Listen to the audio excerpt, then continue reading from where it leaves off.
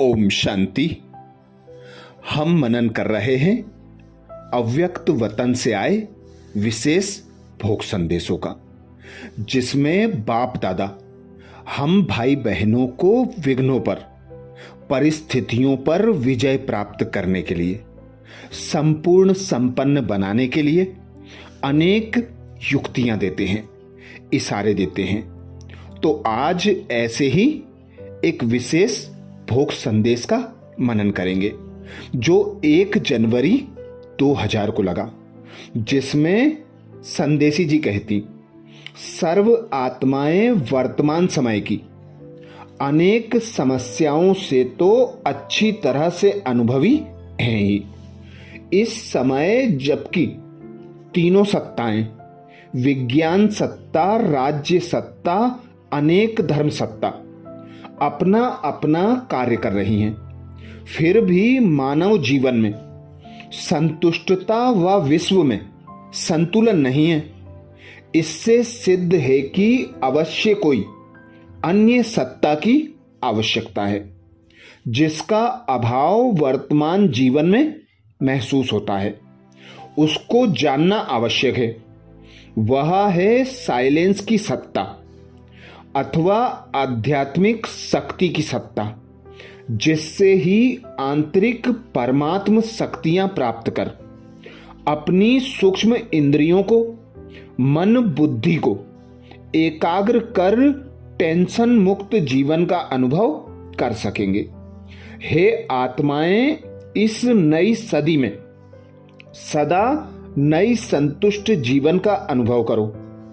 21वीं सदी में आध्यात्मिक शक्ति द्वारा ऐसा स्व परिवर्तन करो जो विश्व परिवर्तन हो जाए, अर्थात 21 जन्म के लिए सदा सुख शांति व प्रेम की जीवन प्राप्त कर सको। यही विश्व पिता की सर्व आत्माओं प्रति शुभ भावना, शुभ कामना है। तो इस संदेश में बाप दादा ने विशेष इशारा दिया, नई सदी में मन बुद्धि को एकाग्र कर टेंशन मुक्त जीवन का अनुभव करो। अब मनन करेंगे 5 जनवरी 2005 के ऐसे ही एक विशेष भोग संदेश का, जिसमें संदेशी जी कहती, आज बाप दादा के पास चारों ओर के भाग्यवान बच्चों का याद प्यार और अपनी दादियों का विशेष याद प्यार लेकर जाना हुआ। तो क्या देखा, बाप दादा वर्ल्ड के गोले पर खड़े हैं और चारों ओर चक्कर लगाते हुए बिजी हैं। मैं दूर से नजदीक पहुंच रही थी, लेकिन बाप दादा की नजर हमारे तरफ नहीं गई। मैं तो धीरे धीरे नजदीक जाती रही। जबकि नजदीक पहुंच गई तो क्या देखा, बाप दादा वर्ल्ड के गोले के चारों ओर, बाप दादा वर्ल्ड के गोले के चारों ओर की सर्व आत्माओं को बहुत स्नेह और रहम की दृष्टि से देख रहे हैं। मैं नीचे से ही देख रही थी। कुछ समय बाद बाबा की दृष्टि मेरे ऊपर पड़ी और बाबा ने बहुत स्नेह से, आओ बच्ची, सर्व आत्माओं को सुख शांति का जियेदान देने वाली विश्व परिवर्तक बच्ची आओ, कहे हमें बुलाया और अपना हाथ मेरे हाथ तरफ किया। लेकिन वह होली हस्त मेरे लिए विचित्र, न्यारी और प्यारी लिफ्ट थी, और उसी विचित्र हस्त रूपी लिफ्ट से मैं ऊपर पहुंच गई। यह अनुभव भी बहुत नया और दिल को लुभाने वाला था। मैं भी डबल लाइट फरिश्ते के रूप में तो थी ही। बाबा बोले, बच्ची देखो, चारों ओर की आत्माएं कितनी भयभीत हैं। चाहे प्रकृति का प्रकोप कहां कहां हुआ है, लेकिन चारों ओर की आत्माएं कितनी घबराई हुई हैं, क्योंकि अपना भविष्य सामने क्लियर नहीं है कि कल हमारा क्या होगा। ऐसे कहते बाप दादा के सामने जैसे हम सब निमित्त बच्चे इमर्ज थे और बहुत शक्तिशाली रूप से सबको देखते हुए बाबा बोले, ऐसे समय पर दुखियों के दिल के सहारे बाप के साथ साथ पर उपकारी बच्चे तो आप ही हो ना। आप बच्चे तो जानते हो कि अब सब तरफ प्रकृति के प्रकोप तो बढ़ने ही हैं, क्योंकि प्रकृति भी अब सर्व आत्माओं के पाप, भ्रष्टाचार, विकर्मों के बोझ से थक गई है। यह तो एक तत्व ने अपना रूप दिखाया है। जब सब इकट्ठे अपना रूप दिखाएंगे तो क्या नजारा होना है।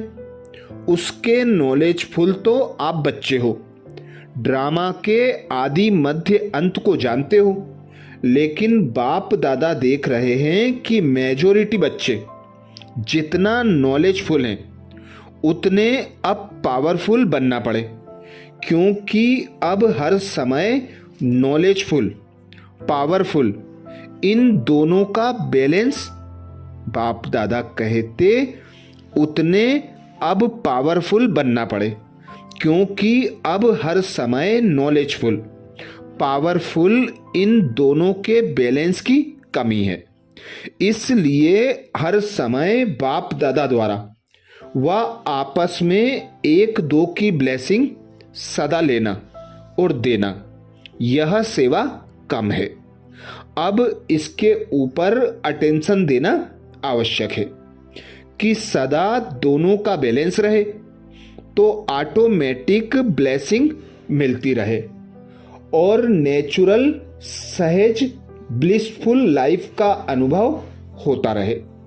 उसके बाद बाप दादा ने दोनों दादियों को इमर्ज किया और साथ में कुछ भाई बहनें भी थे। दादियों को दोनों तरफ बाहों में समाया और बाकी सब सामने सर्किल में थे। बाप दादा सबको बहुत शक्तिशाली दृष्टि दे रहे थे।